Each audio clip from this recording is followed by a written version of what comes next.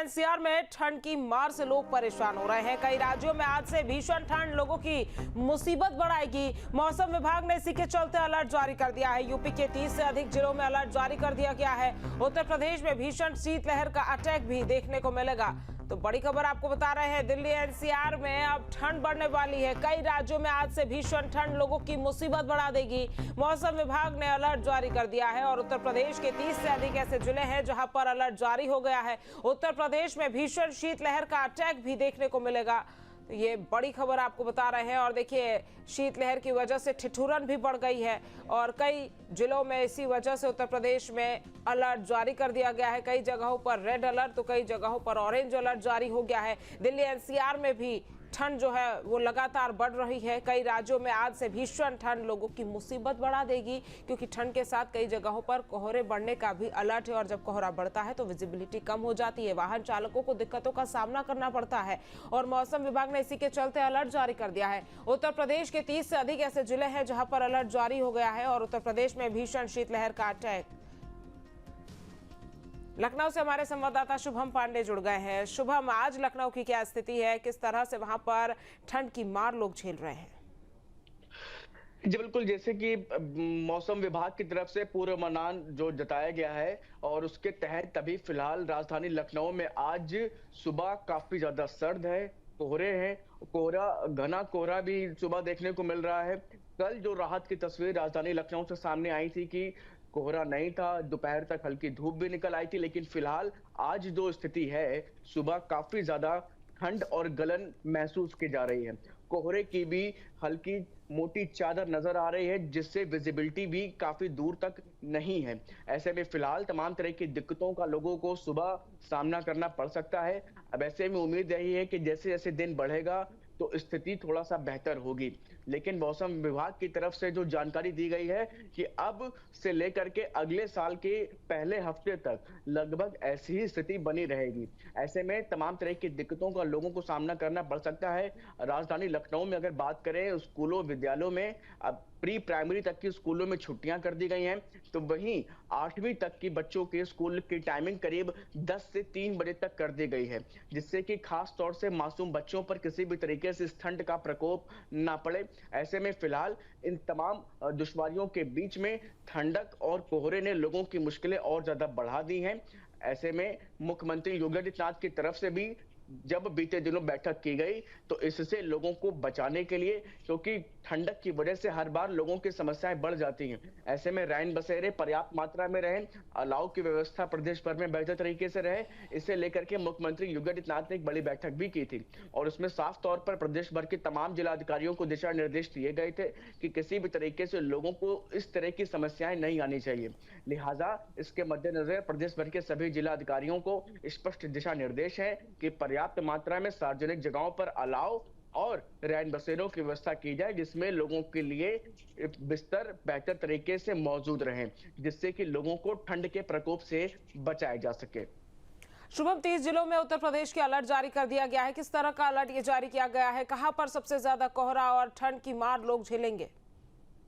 जी बिल्कुल, देखिए 30 जिलों में अलर्ट जारी किया गया है और इन जिलों में खास तौर से पूर्वांचल के कुछ जिले हैं, अवध के कुछ जिले और साथ ही साथ पश्चिमी उत्तर प्रदेश के कुछ जिले हैं, जहां पर सबसे ज्यादा इस बार ये जो 30 जिलों में जिनमें अलर्ट जारी किया गया है, उनमें से इन जिलों में सबसे ज्यादा असर देखने को मिलेगा, जो इसमें प्रयागराज है और उसके अलावा कई ऐसे जिले हैं जहां पर ठंड की स्थिति काफी ज्यादा रहेगी।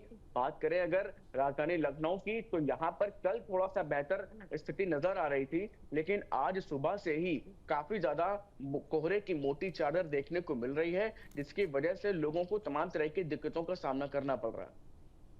बिल्कुल, और जिस तरह से तैयारियों का जिक्र आपने किया, चूंकि देखिए अब ये दिसंबर का अंतिम कुछ दिन बचे हैं और फिर जनवरी का समय आ जाता है और इसी समय शुभम, कल भी हम बात कर रहे थे कि ऐसी ही ठंड जो है वो बढ़ती रहती है और लोगों की परेशानी भी बढ़ जाती है। अगर एक्सप्रेसवे और हाईवे की बात की जाए, क्योंकि जब कोहरा बढ़ जाता है तो विजिबिलिटी काफी कम हो जाती है, वाहन चालकों को दिक्कतें होती है, तो उसको लेकर किस तरह से अब गाइडलाइंस जारी की गई है? और चूंकि बीच में जो एडवाइजरी है वो भी एक्सप्रेसवे की तरफ से जारी की गई थी, यमुना एक्सप्रेसवे पर जिस तरह से हादसा हुआ था उसके बाद से ही। जी बिल्कुल, देखिए कि एक बड़ा हादसा बिल्कुल ठंडक की शुरुआत में ही सर्दी से बिल्कुल शुरुआत में ही हो गया था यमुना एक्सप्रेसवे पर, जिस पर कई लोगों को अपनी जान गंवानी पड़ी थी। और ऐसे में इस पूरी घटना के बाद ही मुख्यमंत्री योगी आदित्यनाथ ने संज्ञान लिया था और यूपी डा और एनएचएआई को साफ तौर पर दिशा निर्देश दिए थे कि जो गति सीमा है वो इस वक्त तय की जाए। साथ ही साथ लोगों को इस बात को लेकर के आगाह किया जाए कि एकदम रात में और सुबह के समय हाईवे और एक्सप्रेसवे पर सफर ना करें, और यदि कर रहे हैं तो तय गति सीमा के भीतर ही गाड़ी को रखें, जिससे कि इससे होने वाली तमाम तरह की दुर्घटनाओं से बचा जा सके। साथ ही साथ मुख्यमंत्री योगी आदित्यनाथ ने लोगों को समय पर मौसम का पूर्वानुमान भी पहुंच पाए, इसे लेकर के राहत विभाग और मौसम विभाग को पहले से ही कि एक दिन पहले ही लोगों को मौसम से संबंधित जानकारी मिल जाए, जिससे कि यदि वो अपना यात्रा की तैयारी कर रहे हैं तो वो उस हिसाब से अपनी यात्रा को आगे के लिए प्लान कर सकें। इसके साथ ही साथ बहुत आवश्यक होने पर ही घर से बाहर और दूर की यात्राएं करें, ये साफ तौर पर दिशा निर्देश दिए जा रहे हैं। और हाईवे और एक्सप्रेसवे पर जो टोल बने हुए हैं वहां पर भी लगातार अनाउंसमेंट किया जा रहा है कि गति सीमा को उसके भीतर ही रखें, साथ ही साथ एक डिस्टेंस मेंटेन करके चलें, तेज गति से गाड़ियों को वाहनों को ना चलाएं, जिससे कि वहां पर होने वाली तमाम तरह की दुर्घटनाओं से लोगों को बचाया जा सके। दिलीप भी हमारे साथ जुड़ गए हैं अमेठी से। दिलीप, अमेठी की अगर खास तौर पर बात की जाए तो क्या स्थिति है? होने वाली तमाम तरह की दुर्घटनाओं से बचा जा सके। साथ ही साथ मुख्यमंत्री योगी आदित्यनाथ ने लोगों को समय पर मौसम का पूर्वानुमान भी पहुंच पाए, इसे लेकर के राहत विभाग और मौसम विभाग को पहले से ही कि एक दिन पहले ही लोगों को मौसम से संबंधित जानकारी मिल जाए, जिससे कि यदि वो अपना यात्रा की तैयारी कर रहे हैं तो वो उस हिसाब से अपनी यात्रा को आगे के लिए प्लान कर सकें। इसके साथ ही साथ बहुत आवश्यक होने पर ही घर से बाहर और दूर की यात्राएं करें, ये साफ तौर पर दिशा निर्देश दिए जा रहे हैं। और हाईवे और एक्सप्रेसवे पर जो टोल बने हुए हैं वहां पर भी लगातार अनाउंसमेंट किया जा रहा है कि गति सीमा को उसके भीतर ही रखें, साथ ही साथ एक डिस्टेंस मेंटेन करके चलें, तेज गति से गाड़ियों को वाहनों को ना चलाएं, जिससे कि वहां पर होने वाली तमाम तरह की दुर्घटनाओं से लोगों को बचाया जा सके। दिलीप भी हमारे साथ जुड़ गए हैं अमेठी से।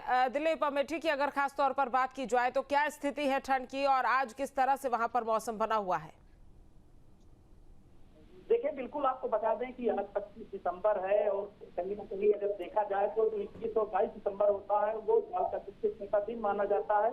और जो है आज भी दिन काफी ठंडा है, कोहरा बना हुआ है, घना कोहरा है। ऐसे में अगर प्रशासन की व्यवस्था की जाए तो प्रशासन ने जिले में लगभग 50 से अधिक स्थानों पर जो चौक चौराहे हैं उस पर अलाव की व्यवस्था करा दिया है। और कहीं ना कहीं लोग जो घर से बाहर निकल रहे हैं, जरूरी काम से निकल रहे हैं, और जो सड़कों पर काफी सन्नाटा देखने को मिल रहा है, घना कोहरा, गिनती कम है, लोग इंडिकेटर और फॉग लाइट के सहारे जो है रोड पर चल रहे हैं। अगर वहीं जो है किसानों की बात की जाए तो ये कोहरा जो गेहूं की जहाँ फसल है उसको जो है लाभ देगा, वही जो किसान है और जो दलहन और तिलहन की फसल जो उगाते हैं उनके लिए ये खासी जो है ये कोहरा बुरी खबर लेकर आता है। तो कहीं ना है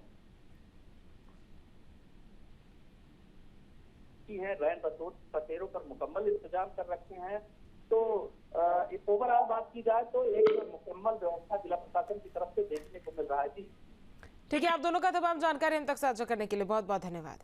आपके मोबाइल पर तुरंत आएगी ब्रेकिंग न्यूज, स्क्रीन पर सबसे पहले दिखेगी बड़ी खबर, देश दुनिया की हर खबर एक जगह। अब आपके मोबाइल पर तुरंत फटाफट इंस्टॉल कीजिए न्यूज नेशन ऐप और रखिए खुद को अपडेट।